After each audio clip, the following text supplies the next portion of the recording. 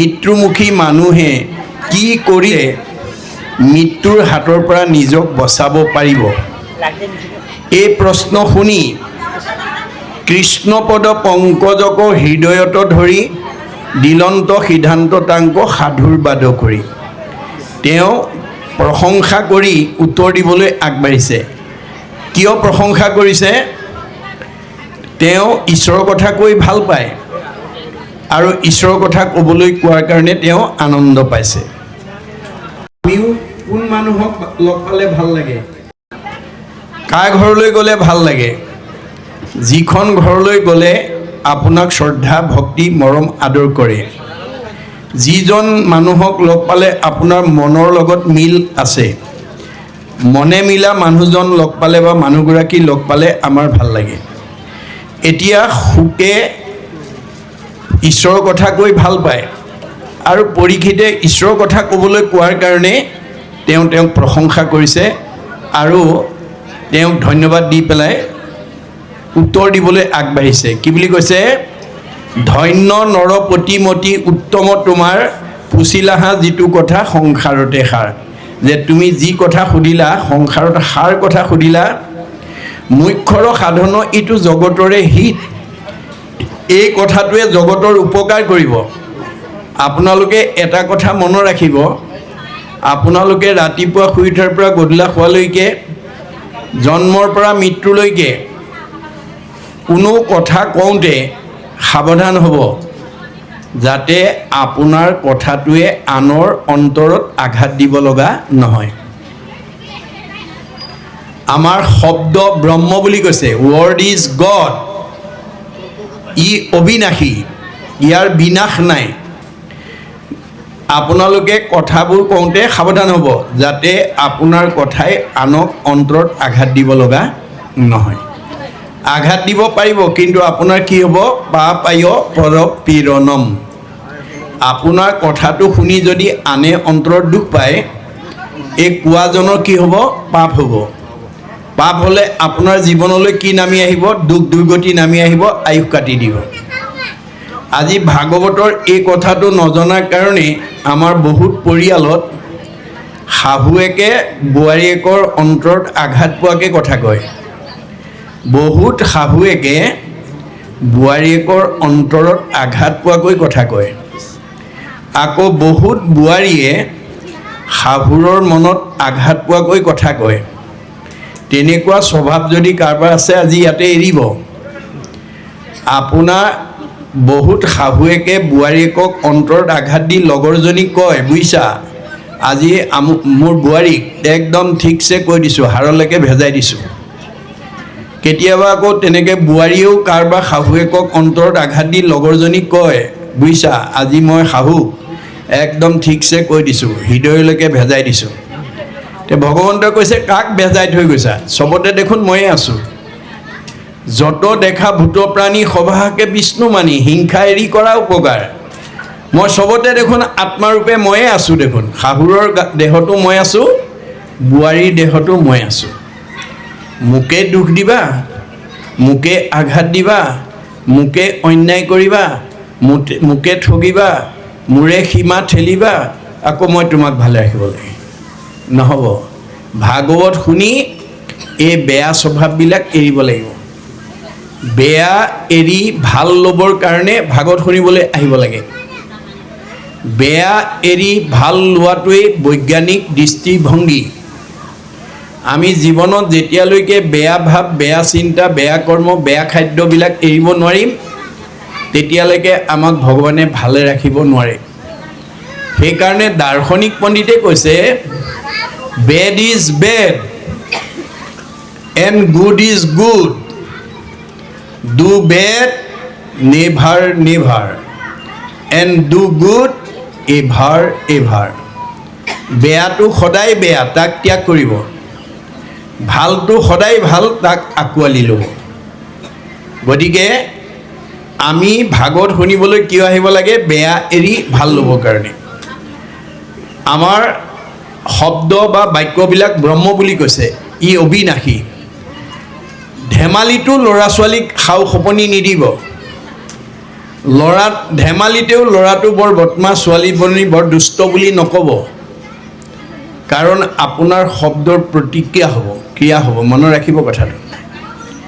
এই কথাটো নজনাৰ কাৰণে আজি আমাৰ সমাজত বহুত কোৱালিফাইড মানুহ, বহুত জনা মানুহে নতুনকৈ মাত ফুটিব খোজা ল'ৰা ছোৱালীক বেয়া শব্দ এটা, বেয়া বাক্য এটা ক'বলৈ কয়, আৰু ল'ৰা ছোৱালীৰ মুখত সেই কথাটো ক'লে বা ফুটিলে শুনি আনন্দ কৰে।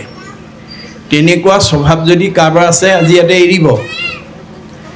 আপুনি যদি সৰুতে ল'ৰাটোক এটা বেয়া শব্দ বা বেয়া বাক্য যদি ফুটাই দিলে, আপুনি এটা বেয়া গুটি পচাই দিলে, সি এদিন এজোপা গছ হ'ব, তাৰ পৰা ডাঙৰ ফল হ'ব। ঘৰ সীমাঘৰীয়া ওচৰ চুবুৰীয়াই তাৰ বেয়া মাত, বেয়া কথাত অতিষ্ঠ হ'ব লাগিব। তাৰ পৰিৱৰ্তে মাত ফুটিব খোজা ল'ৰা ছোৱালীক আপোনালোকে ক'ব, কৃষ্ণ বুলি কোৱা, ৰাম বুলি কোৱা, হৰি বুলি কোৱা, যাদৱ বুলি কোৱা, মাধৱ বুলি কোৱা। ভগৱন্তৰ হাজাৰটা নামৰ পৰা এটা নাম নতুনকৈ মাত ফুটিব খোজা ল'ৰা ছোৱালীৰ মুখত যদি ফুটাই দিব পাৰে, তেতিয়া আপুনি এটা ভাল গুটি পচাই দিলে, আৰু এটা ভাল বীজ পচাই দিলে। এদিন সেই ল'ৰাটো বা ছোৱালীজনী সন্ত মহন্ত ভক্ত বৈষ্ণৱ সাধু হ'বই। তেওঁৰ ঈশ্বৰৰ কথা, ঈশ্বৰৰ ভক্তিত তেওঁ আগবাঢ়ি আহিবই। গতিকে এই কথাবোৰ আমাক কৈ আছে ভাগৱতে, আমি কোনটো কৰিব লাগে, কোনটো কৰিব নালাগে, এই কথাটো কৈ আছে। ভাগৱতত 8 প্ৰকাৰ সদাচাৰৰ কথা উল্লেখ আছে প্ৰধানকৈ দেই, মনত ৰাখিব। কায়ৰ সদাচাৰ, বাক্যৰ সদাচাৰ, মনৰ সদাচাৰ, গমন সদাচাৰ, শৌচ সদাচাৰ, অন্ন সদাচাৰ, স্নান সদাচাৰ, শয়ন সদাচাৰ। মই আজি এই সদাচাৰখিনিৰ কথা আপোনালোকক কৈ যাম, আপোনালোকে মনোযোগেৰে শুনিব, আৰু যদি পালন কৰিব পাৰে, ল'ৰা ছোৱালীক, ঘৰখনৰ পৰিয়ালক যদি পালন কৰাব পাৰে, আপোনালোকৰ ঘৰৰ মানুহৰ শৰীৰত বেমাৰ আজাৰ হ'ব নোৱাৰে, মনলৈ দুখ বেদনা আহিব নোৱাৰে, আৰু 100 বছৰৰ আগতে মৰিব নালাগে। আমাক ভগৱানে চবকে 100 বছৰ দি পঠিয়াইছে। মনুষ্যৰ আয়ুষত বৰিষ সংখ্যাত বুলি কৈছে। মানুহ মাত্ৰেই 100 বছৰ দিছোঁ, কাকো কমাই দিয়া নাই।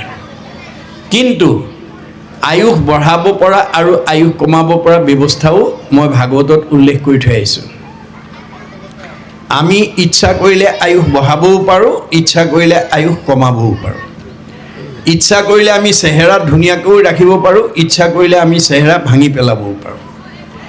শংকৰ মাধৱৰ দিনত কেইজনমান আটা পুৰুষে শংকৰ মাধৱৰ পৰাই ভাগৱত ব্যাখ্যা শুনিছিল, কিন্তু তেওঁলোকৰ এটা চাৰিত্ৰিক বৈশিষ্ট্য আছিল, গুৰুতকৈ শিষ্য সিয়ান, খুচৰি লয় জ্ঞান। নজনা কথাবিলাক চব শিকি ল'লে। শিকাওঁতা মাধৱদেৱ 107 বছৰ জীয়াই থাকিলে, শিকাওঁতা শংকৰদেৱ 120 বছৰ জীয়াই থাকিলে, কিন্তু তেওঁলোকৰ পৰা শিক্ষা লোৱা বদলা আটা 130 বছৰ, ৰাম আটাই 140 বছৰ, মথুৰা দাস আটাই 151 বছৰলৈ আয়ুস বঢ়ালে। কিন্তু ভগৱানে দিয়া বয়স 100 বছৰহে। এই উপৰঞ্চি বয়সবিলাক কাৰ পৰা পাব? যিবিলাক মানুহে অনাচাৰ, বেভিচাৰ, ভ্ৰষ্টাচাৰ কৰিব, যিবিলাকে নিয়ম নীতি নাজানে, নেমানে, তেওঁলোকে কেতিয়াও 100 বছৰ ভোগ কৰিবলৈ নাপাব, আৰু শৰীৰটো সুস্থ কৰি ৰাখিব নোৱাৰিব। আমাৰ শৰীৰটোলৈ অসুস্থতাটো কোনে নমাই আনে? আমাৰ ভাগৱতত কৈছে, মনে পাপ কৰে যায় লাগয় জীৱত, সিকাৰণে জীৱে দুখ ভুঞ্জে সংসাৰত। আমি মনটো সদাচাৰ কৰিব নোৱাৰাৰ কাৰণে দুৰাচাৰ মনৰ কবলত পৰি আজি আমাৰ বহুত উঠি অহা প্ৰজন্মই, ডেকা চামে নাখাবলগীয়া বস্তু খাইছে, নকৰিবলগীয়া কাম কৰিছে, নাযাবলগীয়া ঠাইলৈ গৈছে, যাৰ কাৰণে ভগৱানে দিয়া 100 বছৰ ভোগ কৰিবলৈ নোপোৱাকৈ আমাৰ মাজৰ পৰা বিদায় লৈছে। সেইসকল যুৱক যুৱতী যদি আজিৰ দৰে ভাগৱত অনুষ্ঠানলৈ আহি ভাগৱত শুনি যদি নিয়মবিলাক পালন কৰিব পাৰে, তেতিয়াহ'লে তেওঁলোকৰ শৰীৰলৈ কেতিয়াও বেমাৰ আজাৰ হ'ব নোৱাৰে, আৰু 100 বছৰৰ আগতে মৰিব নালাগে। মনত ৰাখিব কথাটো। এই 8 প্ৰকাৰ সদাচাৰ কি কি মই কৈ দিছোঁ। প্ৰথম সদাচাৰটো হৈছে কায়ৰ সদাচাৰ। আমাক ভগৱন্তই 4 মুঠি জীৱৰ ভিতৰত শ্ৰেষ্ঠ জীৱ দিলে। উৰণ বুৰণ গজন ভ্ৰমণ এই 4 মুঠি জীৱ সবাৰো হৃদিত আত্মাৰূপে আছে পূৰ্ণ ব্ৰহ্ম সদাশিৱ। ভগৱন্ত চবতে আছে, গুৰিপুৰাতো আছে, হাতীটোতো আছে, তৰুতীৰ্ণতো আছে, মাছমগৰতো আছে। ভগৱান নথকা জেগা নাই। মনুষ্যৰ জন্ম সবাহান্তে শ্ৰেষ্ঠ, তথাপিতো মানুহৰ জন্মটোক শ্ৰেষ্ঠ বুলি ক'লে। কিয়? ভগৱানৰ সৃষ্টি 4 মুঠি জীৱৰ ভিতৰত ইতৰ প্ৰাণীতকৈ আমাৰ এটা বস্তু বেছি আছে। আমাৰ গৰু ছাগলীৰ লগত 4টা বিষয়ত আমাৰ মানুহৰ পাৰ্থক্য নাই। কিহত কিহত নাই? আহাৰ নিদ্ৰা ভয় মৈথুনস্য সামান্যম এতৎ পশুৰ্ভি নৰানাম। আহাৰ নিদ্ৰা ভয় মৈথুন আমাৰো আছে, গৰু ছাগলীও আছে। আমিও আহাৰ খাওঁ, গৰু ছাগলীও খায়। আমিও জিৰণি লওঁ, গৰু ছাগলীও জিৰণি লয়। আমিও ল'ৰা ছোৱালী জন্ম দিওঁ, গৰু ছাগলীয়েও দিয়ে। আমিও মৰিবলৈ ভয় কৰোঁ, গৰু ছাগলীও ভয় কৰে। এই 4টা বিষয়ত আমাৰ ইতৰ প্ৰাণীৰ লগত পাৰ্থক্য নাই। আমাৰ পাৰ্থক্যটো ক'ত আছে? ধৰ্মহি তেইছাম অধিক বিশেষ।